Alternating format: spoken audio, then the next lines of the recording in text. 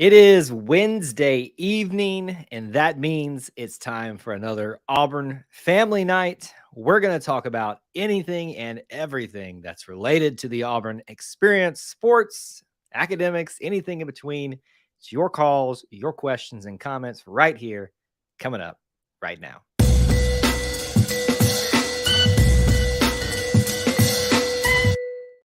War Eagle Auburn family, War Eagle E2C Network family, thank you so much for joining us, whether you're watching live, whether you're watching on the replay.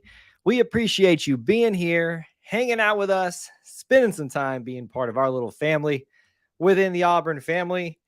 I'm your host as normally, Kyle Loomis, here just to hang out tonight on my favorite night of the week, our Auburn family nights, where we are going to just discuss whatever is on your minds tonight. We'll open up the phone lines in just a little bit and get into your comments and your questions and everything in between. A couple of housekeeping notes as normal. If you guys will do us a huge favor as you come into the stream, if you're watching live, if you happen to catch us on the replay, we hope you can help us out in this way too. Right now in the live chat or in the comment section, post where you're watching from, city, state, international, all of that good stuff to let us know that you are watching and where you're watching from. And obviously a War Eagle in that is always much appreciated because, it's always want to know that we're in friendly company, right? So we'll get to calls and stuff in just a little bit. So as you start to take advantage of that phone line that's up at the top, in the YouTube. It should be available on Facebook as well. I'm not 100% certain on that, but I believe that it is available for you to use there too. Just hang on in the background and then we'll get to you as soon as we can. Let me set the table for us. My favorite phrase for this evening. If you have missed it, today is the first official day of the fall semester at Auburn University. Obviously, that is a big thing for academics. Obviously, it's a big thing in terms of what it means for us as Auburn fans. We are officially in the thick of it. Fall camp is still here, but winding down. Then they'll go to their normal practice session. There's been a lot of news for other Auburn programs out there, whether it be schedule releases, positions being added, things of that nature. So there's a lot on the table that we could discuss, but I know where mainly your focus is going to be is on fall camp and football, and that is understandable. So we'll get into all of that and much more. Want to know what's on your mind tonight. We got Noah, Devin, Kevin, and Bill all checking in with us early. Thank you guys so much for doing that. Much appreciated. There are a lot of options for you out there in the Auburn content space. We appreciate you guys choosing us on this fine, somewhat mild evening. It's been pretty warm out there, folks, but it has been, at least we're in my part of the world, not the warmest it has been. So I very much appreciate it. Hopefully we can get like a day or two like this in September for football games, because Lord knows it's going to be super, super, super hot. So we're going to go ahead and take one phone call because he's been there waiting. So we'll go ahead and say hello to him, and then we'll start taking some comments and questions. So stand by for that, or start dropping in your comments and questions. But let's go ahead and say hello to our good friend, Mr. Kevin. There you are, Kevin. Got you on the stream now. What's going on, sir? Hey, War Eagle. War Eagle, buddy. How you doing? How you doing? I'm doing just fine. I did not see you at Fan Day. I could not come that day. My goodness. I was just hoping I could seen me some Kevin Kelly running around there getting autographs, and I did not get to see it. So I'm a little disappointed, sir. I still get autographs after the football game on September 2nd. Well, let's hope that you can do that, because I'm sure it's going to be busy and a lot of people are going to be wanting those autographs after the games. But there are 12 total games, but 7 home games this season. So I'm sure you'll have plenty of opportunities to get some autographs. I don't know how they're going to do reverse Tiger Walk this year, Kevin, because obviously they're not leaving from the same building. But that might be a good opportunity for you to get some autographs this season. So just I think they still have Tiger Walk. Oh yeah, they're gonna have Tiger Walk. Have you ever been to reverse Tiger Walk? No, what's that? So reverse Tiger Walk's on Friday afternoon. Like I said, I don't know the detail. They don't usually release the details of it, but it's pretty much known that they leave from the athletic building. Now it'll be the Football Performance Center, usually like between like 4 and 5 on Friday afternoons to go to their hotel for the evening. And Oh, people usually line up and say goodbye. People get autographs. So that's another option for you out there. I know where their dorm rooms at. I can go down there. You can. You're going to be posted up out there. It might be a little weird just to kind of hang out there. But hey, listen, if you want your autographs, you got to work for them, right? Yeah, I know. I know some other players. Good. I'm glad you got an opportunity to get to know a few of them. Hey, do you remember Avery Young? Yeah, Avery Young, the offensive lineman. Yeah, where's he playing now? I have no clue. Last I checked, he was playing in maybe it was the XFL. It was one of the semi-pro leagues, but I think he got cut from About that team. Chris Davis, where's he playing? So I think same. I'm not going to know where a lot of those guys who aren't in the NFL aren't, but Chris Davis for a time made it in one of those semi-pro leagues too. I think Derek Brown is at Carolina Panthers. He is definitely at Carolina Panthers. He's a very big player for them. He is one of those guys that came in as a highly touted prospect, showed out at Auburn, and he is showing out for the Carolina Panthers on that defense. I mean, he's not just a good athlete. He seems to be a very good off the field type of guy too. When I think he was up for the Man of the Year award in the NFL, and from what I understand about Derek, very much deserving. Yeah, I got one more question about yes, sir. Running back. What you got? Running backs? Just you want me to talk about running backs? Yeah. Well, obviously the big question still hangs out there. Is Jarquez Hunter going to miss any time? We don't know, and we're probably not going to know anything for the foreseeable future. The big question after that, who are going to be the guys? My big thing that I've been telling folks is Demar Austin. Yes, but even beyond that, Brian Battie is going to be a good option. Obviously, who am I blanking on? I am blanking on somebody else. Jeremiah Cobb, I think, is going to be utilized a little bit. But I'm gonna say this, and I've kind of cryptically said this online. I've said this publicly to our what used to be our booster club members, that I think Sean Jackson is going to get some touches, more touches than people expect him to. Now that may not be a lot, but he is a big bruiser of a back, and I'm wondering if we're not going to see him utilized in some especially short yardage situations. Yeah, I guess I'll talk to you later. Okay. All right. Thanks for calling in, Kevin. Bye. Good to hear from Kevin. Thanks for calling in. You guys can call in too. Just take advantage of that link at the top of the YouTube chat. Should be posted somewhere on Facebook. Anywhere else, it's not going to be posted, but YouTube is always the place that I recommend that people come to take advantage of that. All right. What's on y'all's mind tonight? Let's get this thing going. Let's kind of talk about the things that you're wanting to discuss. Noah asked any updates on the quarterbacks. Nothing other than what you are seeing online, sir. If you talk to one person, Holden Geriner is the heir apparent. If you talk to the other person, it's still a Peyton Thorne job. The other person says that Robbie has really come along. I think this thing's gone back and forth. I think the latest scuttlebutt is that it is back to what most people thought it would be, a Robbie Peyton Thorne job now. Whether that's true, I don't know. I don't have any insight. I'm not able to go to practice just because of my, I was actually going to be able to attend the practice, the scrimmage on Saturday, but there was some moving around at times and things like that. So I kind of get my information from those same places that you all do, but some other sources. Everybody likes to drop the sources thing. So that would be my update on the quarterbacks. Really eager to find out who's in the race, though, because to me, obviously, that's the big storyline for everybody outside of Jarquez. Everybody wants to know who's going to be the quarterback. My gut is just starting to tell me that we're not even going to really know that until game time at this point. I mean, I'm probably wrong, but the further this thing goes along, it's already gone past the timeline that Hugh had set in terms of narrowing it down to 2 officially. And let's be honest, Hugh never said that he was going to tell us publicly that he had narrowed it down to 2 and who those would be. He said he would narrow it down to 2. 10 days into practice, essentially. And he didn't say that he would tell us or the media who that might be.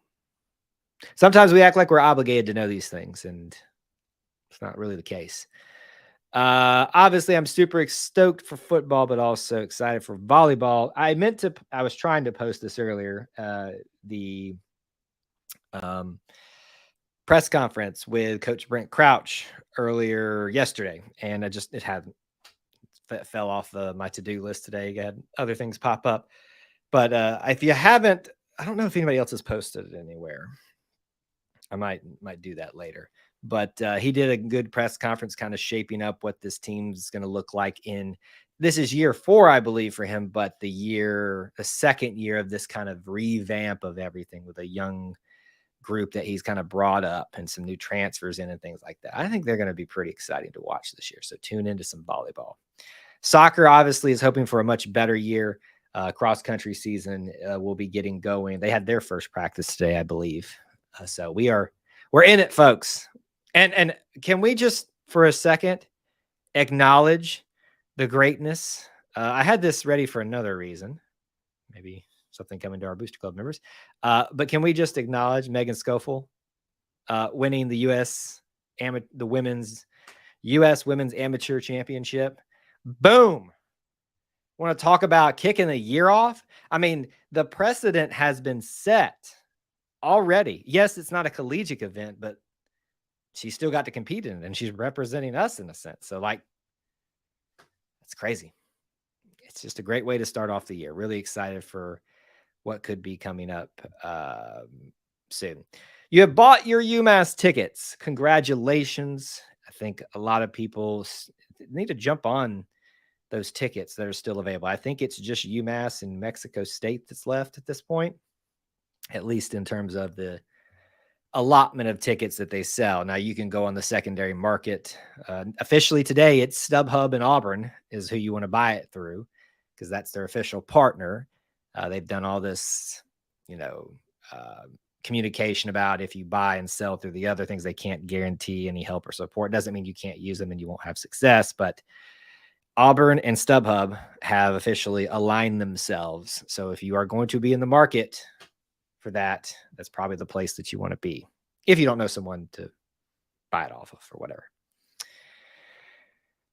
You're talking about Megan. She is still a student. She is a 5th-year student. I don't know if that would be red shirt scene. That wouldn't be a red shirt. That doesn't really happen in those sports. But I think they just call them 5th years or graduates. I think she graduated this spring.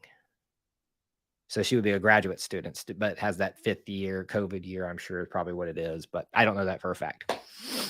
Maybe we'll have to ask her about it. But anyway, we're really excited for her and what she's done already to set the stage for Auburn athletics this year. Yeah, she has graduated, and I think it's interesting when you talk about golf, you talk about tennis, they can go play in these other events very, very soon into their collegiate careers if they qualified for them. Let's see here. Any updates in the Under Armour deal? Nope, nothing to report there. Obviously, I hope you guys watched the conversation I had with Clint Richardson. He kind of laid out the details of what you need to know, the dates. I don't have them off the top of my head at this moment. But September is basically, excuse me, clear my throat. The gist of what you need to know is there's a date in September, I think mid to early, where Auburn can officially begin to negotiate with other companies. That doesn't mean the contract doesn't end. It's not over with Under Armour. So for all of you Under Armour haters out there, it is not over as of September. It's simply they have the right to begin negotiating with others. And so does Under Armour. They're still in on this thing, and they've already began that process. One thing that I'm kind of, since you brought the topic up, John, that I'm interested in kind of just bringing to the table, if I can get up on my soapbox for a second, this idea and this notion that is being run wild about we can't win with Under Armour. Last I checked, we made fun of Tony Barbie for that type of statement. And we've got fans really pushing this narrative that I can only equate to as message board fodder. And I think what's happened is there is a small group of athletes, either, I don't know if they're current or past, that really were vocal about their dislike of the Under Armour brand and that type of stuff. And that kind of built into this notion during a time where recruiting wasn't so great, that you can't recruit, that they don't want to come because of that. Let me just break this down for you guys. There's no recruit worth their salt that's their sole decider. I'm sure it's a factor, but there's no sole recruit that's their decider whether or not to come to here. So this notion that we can't recruit, that we can't be successful with Under Armour is just, it's crap. Like literally it is. And I just wish it would like die on the vine. I don't care who we get, honestly, in the grand scheme of things, as long as it's the best deal for Auburn. But for me, I like us personally being with Under Armour because it's different.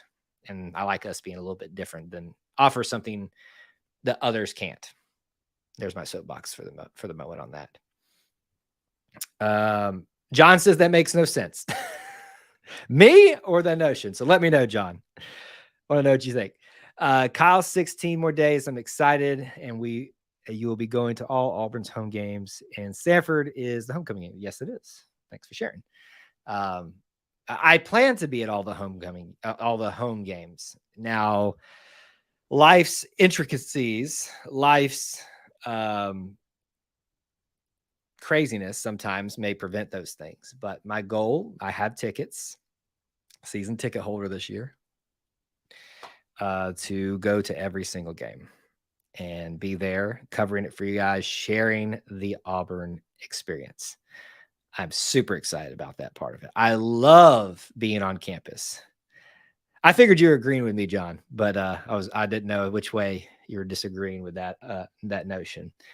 But yeah, super excited about that. Ready to be back on campus. Folks, hydrate up. It is going to be a scorcher probably. Actually, the Weather Channel app puts out, I think, they're 2 weeks like advance. If you get the app, it gives you like 2 weeks. What's the estimated rain chances, temperatures? We're about like 2 days away from them showing that Saturday. And so I'm eagerly waiting to see how far into the 90s we go on that day, because let's think about this, folks. 2:30 kickoff. Woo!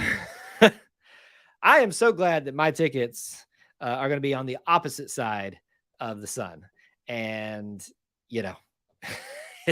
it's going to be tough for those people on that side of the stadium. It's going to be rough. Show me the money, right? Whoever can give us the best deal, that's what I want for Auburn on that stuff. Devin says, I've just heard the athletes complaining about the quality of the equipment. So, Devin, who are you referring to? See, and I hope you know I'm not attacking you for making this statement, but I hear this a lot. That to me, like I see that same statement referred to a lot online, in conversations in person. I've heard the athletes are complaining about the quality. Who? Like, that's what I want to know, so we can start kind of figuring those things out, because there have been ones in the past where I've figured out they're complaining about the Under Armour, and then they end up not being at Auburn for much longer. Like, to me, I don't know. It's maybe I'm just a cynic, and it feels like that's something that people complain about when they have nothing else to complain about. But it's a narrative that there's something about it that rubs me the wrong way. Does it make sense? Probably doesn't make sense. In Auburn this morning, it was 69 degrees, which felt good because I live in Auburn. Well, I figured that. Yeah. So hopefully we can get one of those. Now, listen, when we hit late September, we're going to get one of those. People are already saying we had false fall with the last 2 days of it being kind of mild. False fall is not here yet, folks. What is false fall? False fall is when you've had this hot weather in September, maybe leaning into October, and you get this nice waft of the pumpkin spice winds wafting through the air in the morning. It might touch the 50s, like the high 50s, and you're like, fall is here. And then before you know it, the next week it is back up in the 90s. And then fall comes after that. Watch, this is how it always happens, folks. Like, every single time a hurricane comes through the general vicinity of the South, and every time the weather switches. So late September, mid to late September, watch a hurricane come through, and then all of a sudden the weather is going to switch. Without a doubt, every single time. Hopefully it just won't affect football games. Yeah, Devin, shoot me a message. Want to know about that. Because it's I know that there are players that don't like Under Armour. Like, I know that for a fact. But anyway, yeah, just message me later. Mild where yesterday morning, it was 63 where I live, which is not the furthest away from Auburn. It's not close, but it's not the furthest away. It's comparable climates, and I'd say about as identical as you can get, give or take some altitudes. It's more hilly here than it would be the plains. But anyway, mild for what it's been has been in my area. Over 100 last year in Texas. Well, listen, is my experience in Texas. I forget, you guys are close to Houston, Devin, right? I think so. So y'all get that real humidity over there. When I went to the part of Texas that I'm more frequent because of family, it's just dry heat there. And so I can deal with the heat, lack of humidity, but it's when that heat and humidity, like it does here, comes into play. That's when we have rough times on game days. Oh, Dixie, good to see you. It was good to be back in the stadium last night for convocation. I wish I had remembered to remember that, first of all, but also if I had remembered that, I could have asked several people to get me an image or a video from that, because it looked like it was a pretty cool spectacle last night. I'm ashamed to admit to you all that in my 4 years at Auburn, I never once went to convocation. And look, for those of you wondering what it is, it's basically like a big rah-rah hoopla, everybody, we're starting the year thing. They usually bring a speaker in, I think. But I wish I had done that one time. Most of the time it was because I was working, had to work my way through college pretty heavily. And I didn't have a lot of free time, but I wish I had done that. John says 70 in Wetumpka right now. It's not bad. It is late in the evening. Well, later evening. My voice is a little scratchy. I don't know why that is. Sorry if it sounds awful. You're in Dallas. Definitely not humid as Houston. Humidity isn't too bad. That's kind of where I was too. Well, a little lower than that, but San Antonio, I know that's pretty hot down there. But yeah, so obviously excited for all the students and for everybody that's involved with the start of a new season, and really excited for that personally. Not just a new season, but a new semester.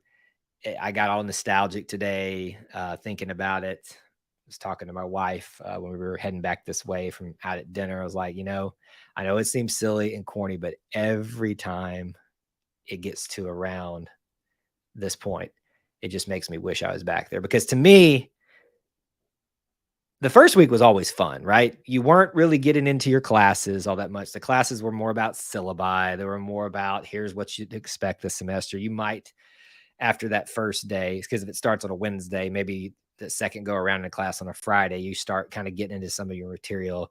Everybody's still trying to get you to come to their organization to see it for free food, games, activities, convocation.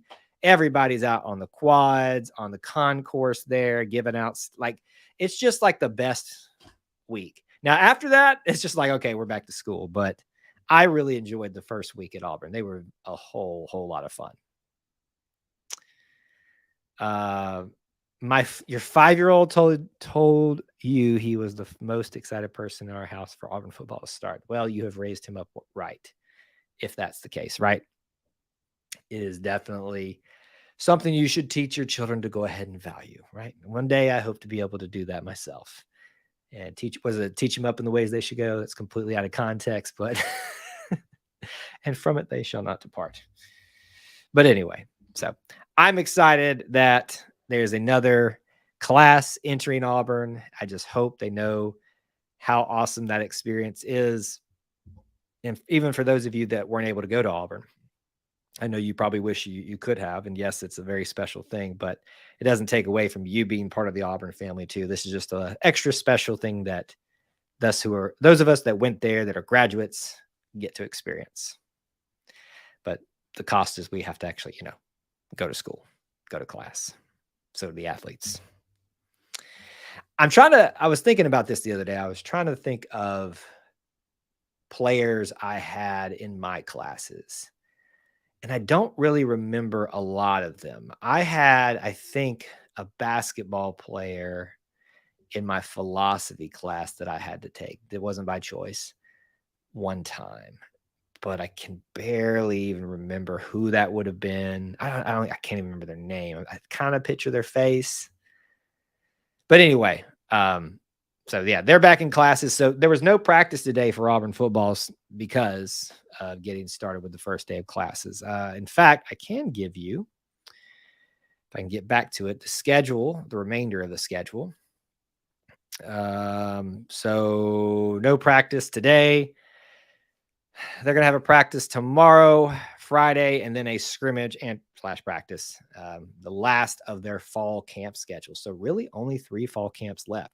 So ideally, I think we hopefully get an update of some kind on the quarterback race after this scrimmage is coming up. But who knows, right? A lot of us, even Coach Freeze, thought that we would have better idea of who that would be right now.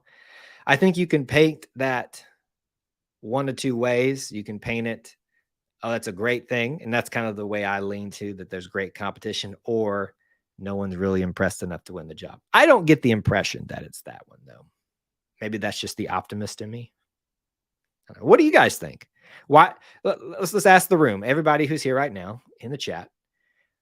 Why do you think it's taken so long to get a solid update about the quarterback race? Is it simply because they're all competing their butts off and it's just that difficult to make the decision because of that?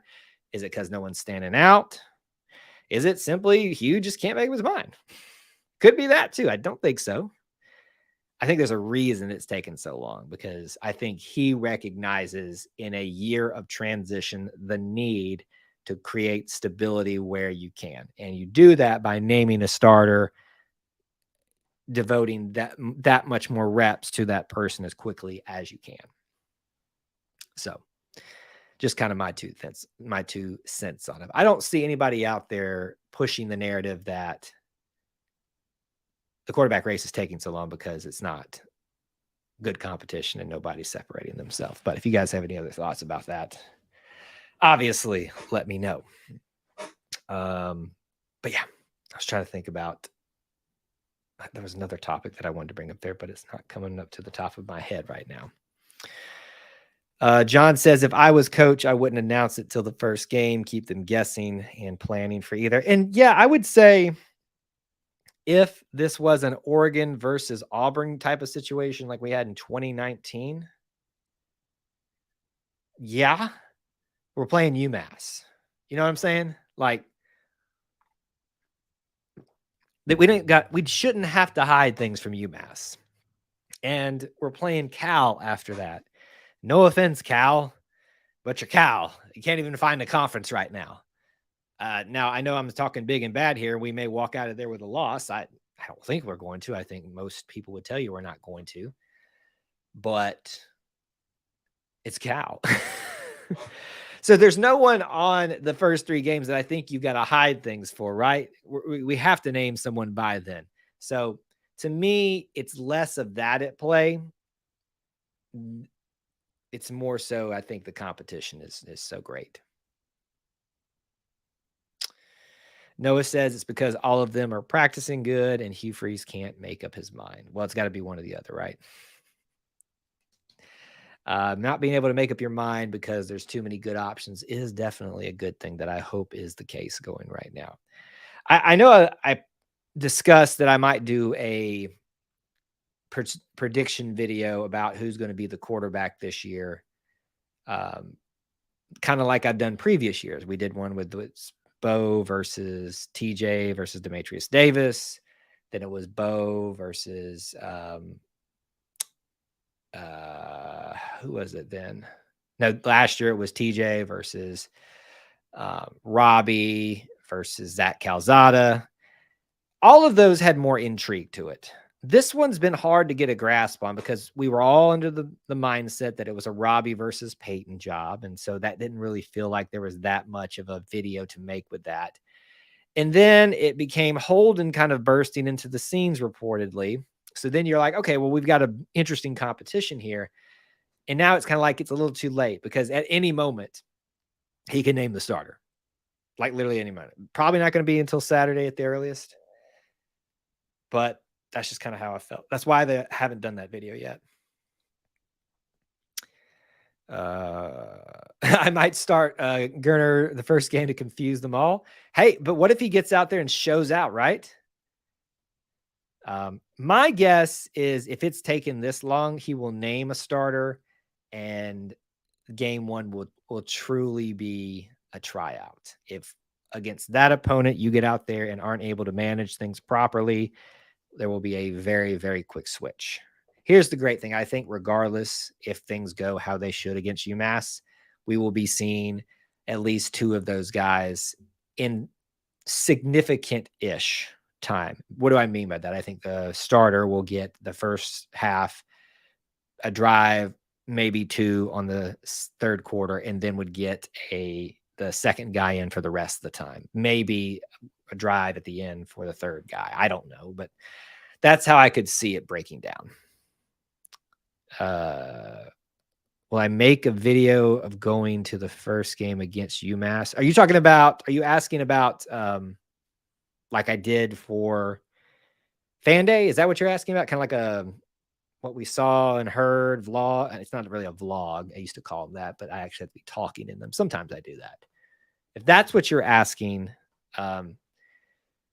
yes and no. I did the sights and sounds videos a few times last year. They did moderately well. It really just depends, right? I have to kind of give you the content that I know is going to do well enough. So if you like to see something, the best thing to do is get your friends and family to watch it and show me the numbers on it, and it'll keep coming. That's how we figured out what works and doesn't work here. So the shows that now look, I get that this show doesn't draw in the big numbers, but it's one that's good for community building. That's why we do it every single week. Highlights of the game. So no, I know you don't know a lot about this. So there's legal rights.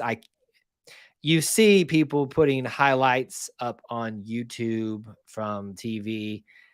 You're technically not supposed to do that under certain conditions and things like that. Do they really come for you or police that? No. So when I do things like that, I try to really need to do it so that I'd never put myself in a position for copyright issues and things like that. I'm very, very careful, less so careful than I used to be. I used to be terrified of getting copyrighted or having copyright issues. But as I've learned, there's a lot more of that going on amongst the professionals than even people are aware of.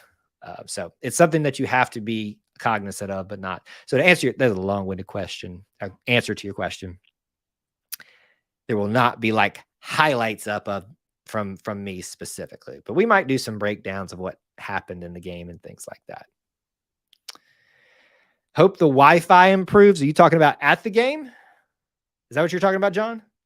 Because I remember, if I do remember correctly, the new fan experience and external team is what they're called. I think that's their official title. So those that work with the athletic department, but they are focused outwardly, external. So non-player specific stuff. So the experience. I would actually, and I've been thinking about reaching out to them to get some of them on for an interview because they kind of feel like they'd fit in with us and our content here. But yeah, so I think he said, I forget which one said it. Maybe it was Rhett Hobart. Paris Campbell? No, that's it's somebody else. Anyway, there's a few of them, and they did a podcast with Angie Burcham, and they talked about some of the enhancements and things like that. I think they mentioned that the Wi-Fi situation was improved again this year. It's gotten better since I've been doing what I've been doing, but where there's bad Wi-Fi? just bad cell signal. Toomer's Corner, especially on game day. Especially on game day. Like, it is impossible to get like a signal out of there. So I always go there after a win to get shots of Toomer's Corner and share it out for you guys. So be looking for that type of stuff. But I have to walk. This kind of leads you in the direction of where I used to park. I would have to walk from Toomer's Corner past the library, which is a good 5-minute walk through crowds and stuff, for me to get some cell phone service. Like, even the most minute cell phone service, it's a good 500 yards, 600 yards away, if I'm doing my math correctly. Sorry to change the subject, but are only a couple of subscribers away from 4K. Don't apologize for that. We are very excited about being so close to 4,000. Our original goal was by this time to be at 5,000.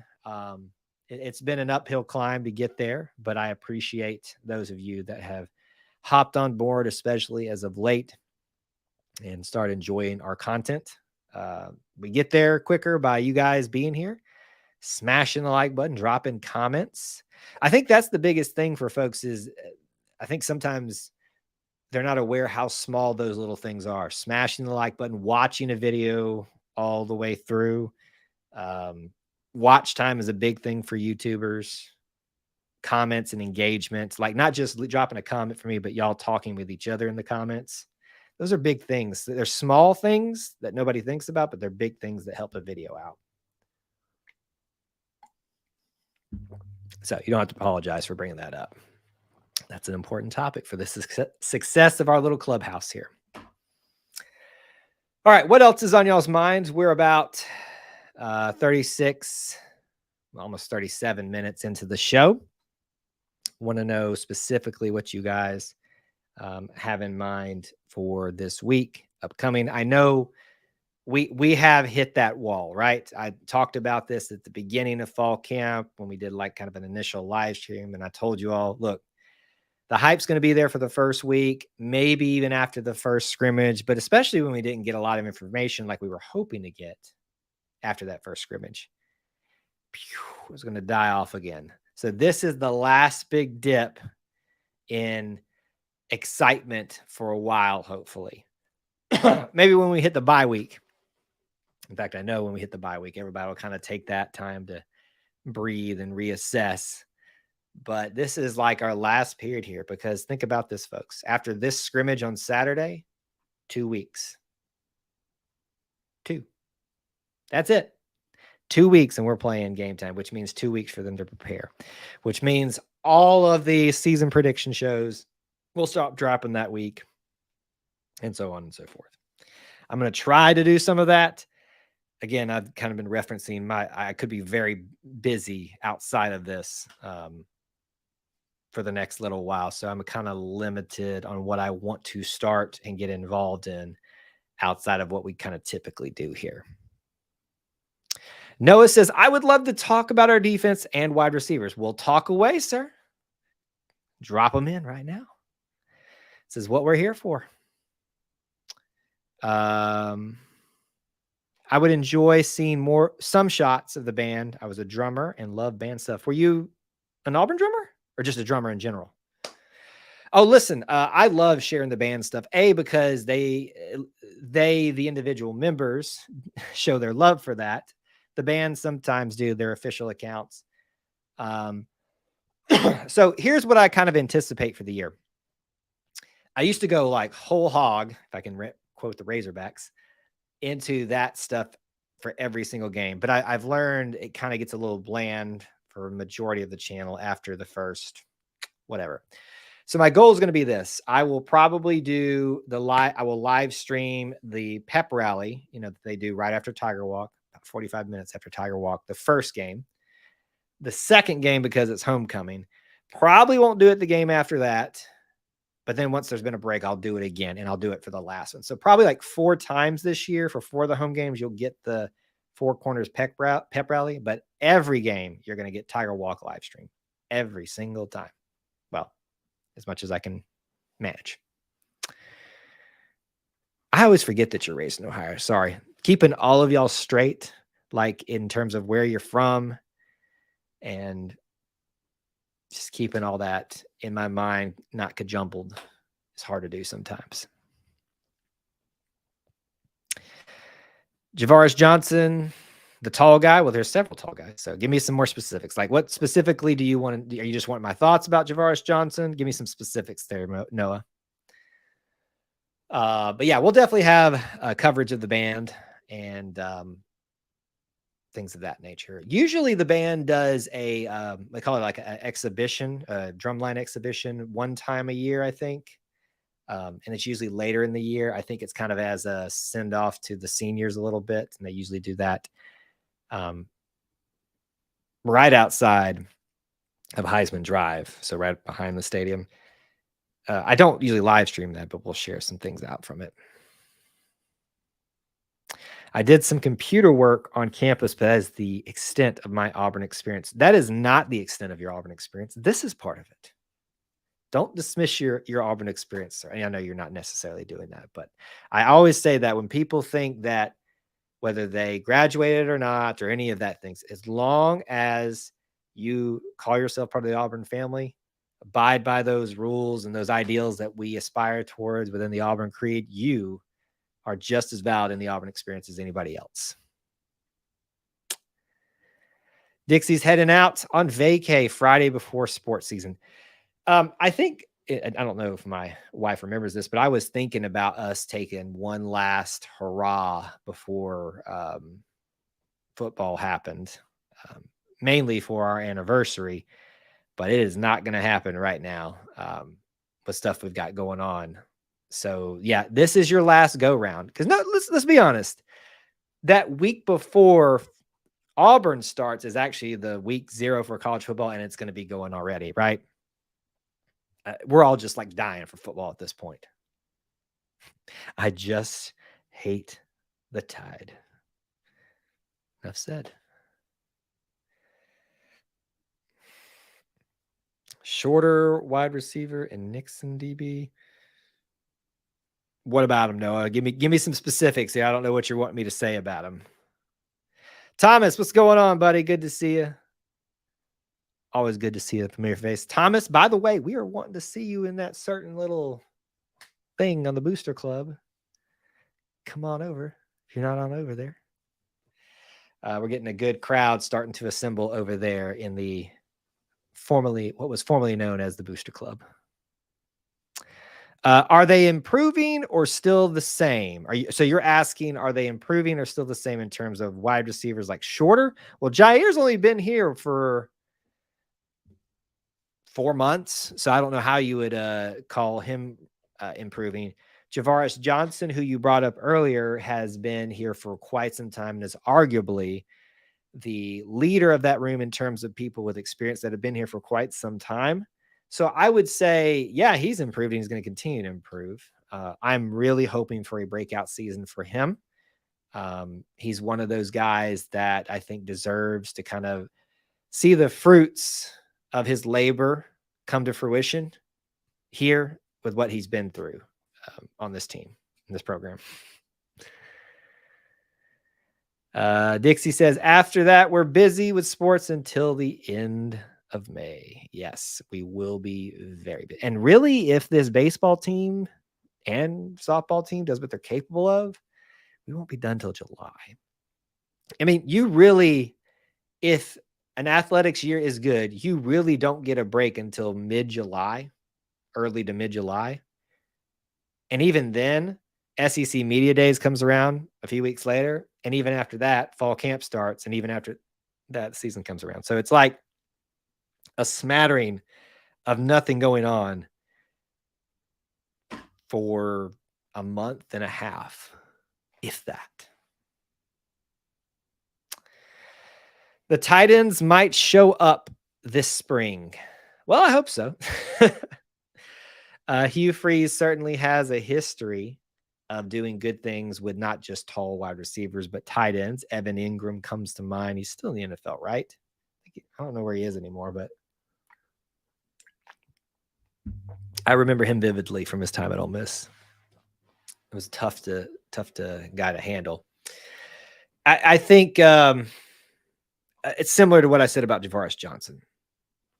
Luke Deal, Tyler Fromm, Brandon Frazier, and then of course new guy Fairweather. But I really want to see these guys who have been here for a while finally get their opportunities under a team that's better, got more of a direction. And so I think that falls into that category too. I could make that case about like a Jeremiah Wright, a Cam Stutz, who else would I put? Marcus Harris. Who else would I put in that category? Wesley Steiner, Cam Riley, Nehemiah Pritchett. He's another like holdover. Those are your kind of big leaders that have been here for quite some time. Is there any more signing with Auburn, or is it over? Well, according to Hugh Freeze, he'll never rule it out. But so a big thing to remember is these are student athletes. And so a lot of what they can and can't do is dependent upon them being able to enroll in a class. It's a good thing that you asked, Noah. So I had jotted this down the other day. So I've got also the class important dates because I figured we might talk about something like this. So today was the start of fall classes, the 16th. August 22nd, so a week from today, give or take, is the last day to add a course. Now, listen, am I going to act like they haven't ever bent the rules to get somebody in on a team? Sure, they have. But that's the last day to add a class. And the last day to drop a class without a grade assignment is the 6th of September. So in terms of additions, subtractions from the team or from football or from teams in general, you've got about 2.5 weeks left, 3 weeks left for that to happen for this year's team. So we may sign someone, but it's got to happen in the next 3 weeks because they got to be enrolled in the class and moving forward with that. Now, if they're a graduate transfer, that probably is something different because that's based on undergrad calendars. So I hope that gives you a little bit of perspective on that. There's no one out there that seems to be working right now, but he surprised us with the whole Dylan Cinda thing from Northwestern pretty quickly. So it shows you how things can kind of snowball a little bit. I think we talked about this. Chase Alsop is your cousin. Love Chase Alsop. I like the Royals too. I'm a Braves fan, but I also like the Royals. Fairweather should be the main pass catching tight end. Deal from Riley Ducker. That was the other one I forgot. Will be the blockers and sneaky pass catching tight ends. Kind of like Cooper Wallace was years ago. Ooh, dropping the Cooper Wallace reference. That's a good reference right there. Cole Bennett. Remember that one too? Robert Johnson. Now I'm going back. Obviously, Philip. Fun fact, you can probably figure out the vicinity of where I live. Philip Lutzenkirchen's high school is not too far away. It's far enough away, but I'm in the vicinity of it. Yeah, Cooper Wallace. That's a good one right there. That's a real good one. I do think that you're right on that. Rivaldo is going to be he's going to be like that extra wide receiver that plays tight end because of his size. In terms of the more technical stuff of a tight end, you're going to see those other guys being that way. And I think they're fine with that. But I want to see them get some of their moments to shine. It was great seeing like that Tyler Fromm catch from Bo in the end zone versus Ole Miss. And I know Luke Deals had at least one moment like that, I think. Maybe not. I thought he did. Tommy Trott. I feel like Tommy, though, Tommy didn't really, well, he did have some pretty good moments, but like I felt like there was something missing there from that. But I remember how highly regarded he was when he came in, because I think he's from Montgomery, which I'm from originally. From, was it ACA? No, anyway, doesn't matter. Gabe McKenzie, that was another big one, but he left so quickly too. It's hard to like really, similar with Robert Johnson, could have been probably so much bigger in Auburn lore. Yeah, I think if you start talking about tight ends, the go-to names in that are going to be Philip Lutzenkirchen, Cooper Wallace. You could probably make a case that Terry Beasley, in some aspects, was one of those situations too. I sure hope we kill Ole Miss this year. The stink. What? The stink? What was, in my opinion. Ole Miss is going to be tough. Look, Lane Kiffin teams are always tough to beat. It'll be dependent upon if their defense is any good this year. Last year it was okay, but they nearly gave up a game to a Auburn team that was on its last leg with its current coach. So that tells you something there. I think Lane Kiffin is not in the hot seat. I think he is at a turning point in his time at Ole Miss, though. Think about it from this perspective. He has lived in a state that would have been all eyes on him because it's just Ole Miss and Mississippi State. The difference is that Ole Miss made their splash hire in Lane Kiffin, but so did Mississippi State in the late Mike Leach. And now that he's gone, not saying that Zach Arnett's not going to be successful at Mississippi State, but it doesn't give you the PR punch that a Mike Leach does. And so now all eyes are on him. And if he doesn't do something with this season, I wonder, does the seat get rather hot? They stink. Gotcha. I don't think they stink. I think they have a tendency to underperform, which is why they have kind of a complex against Auburn as well. We've seen a lot of Ole Miss hate to Auburn this calendar year. South Carolina is going that way too. So it's funny. If y'all remember, I do shorts now a lot. I did this short talking about how South Carolina fans were mad that we swooped in and stole Jalewis Solomon. Had a South Carolina fan today come into found that video that was 2 weeks old at this point. And his comment was something like, "We blasted y'all the last 2 times. Relax." Because obviously, in those videos, I try to be a little bit more animated and, to get you guys excited for what you're about to watch. Not just you, the general, but the public that doesn't subscribe and stuff. And so he drops the relax. And I was like, all right, well, I'm not going to let it go now. And so I dropped some truth on him. So I told him, if you had blasted us, I would hope that you would have put up more than 8-point victories on us. The last 2 times they beat us by 3, I think it was, and 8. So that if that's blasting, that's pretty bad. And then the other thing was I said in the video, I was talking in general about historically, and historically we're up 10-3. Record is 10-3-1 Auburn. I don't think you should be bragging about blasting when you've got a record like that against Auburn. So it's interesting. Thomas wants win totals. I think 8 wins meets my expectations, including a bowl. What say you, chat? Replay people. Post it now. Let me know. Let Thomas know specifically because he's the one asking, but I want to know too. What are your win totals? It'll be interesting to see if some of you change this too in the next 2 weeks.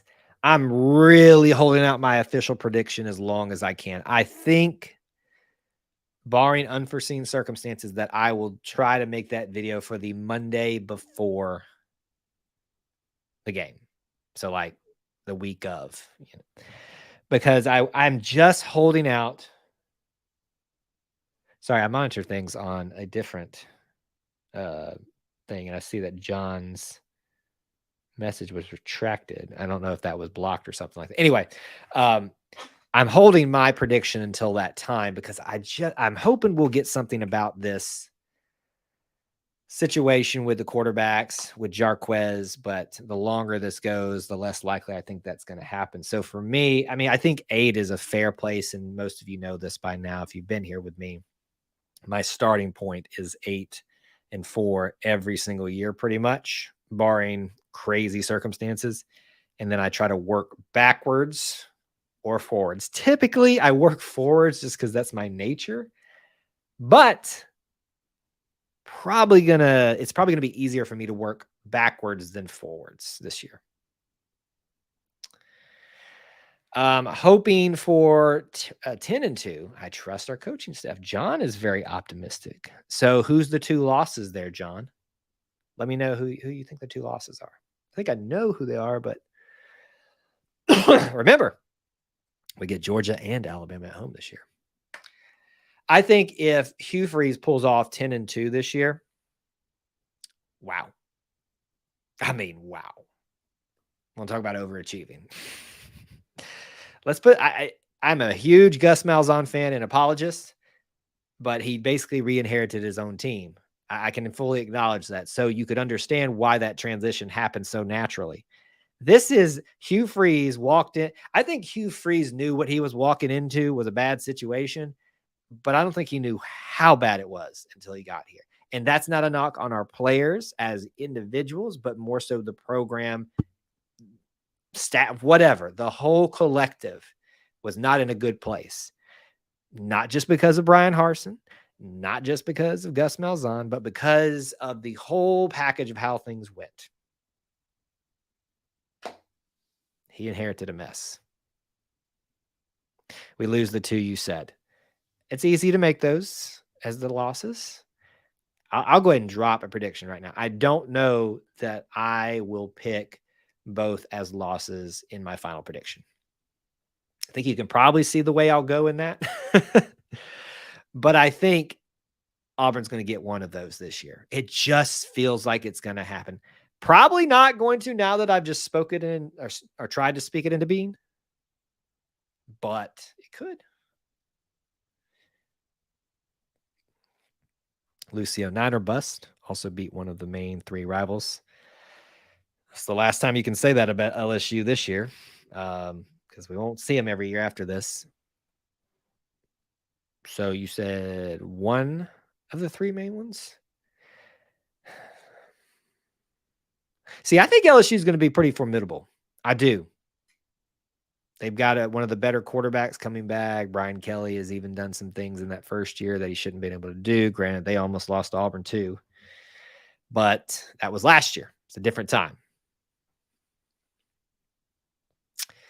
If we beat Alabama or Georgia and LSU, I'm okay with this year. But I feel like if we will lose a game we shouldn't lose.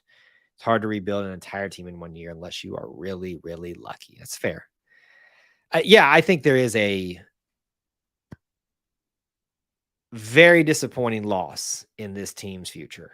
And when I say disappointing, I'm not saying Cal, I'm not saying Vanderbilt, I'm not saying Mississippi State, but I think Ole Miss would be a disappointing loss because as potentially good as Ole Miss could be, because it's Lane Kiffin and he puts together usually pretty good teams, it's also equally one of those teams that you're like, wow, we shouldn't have dropped that one. Kind of like last year, right? They were much better than us on paper, and we shouldn't have lost that game, even as much as they got up and ahead of us.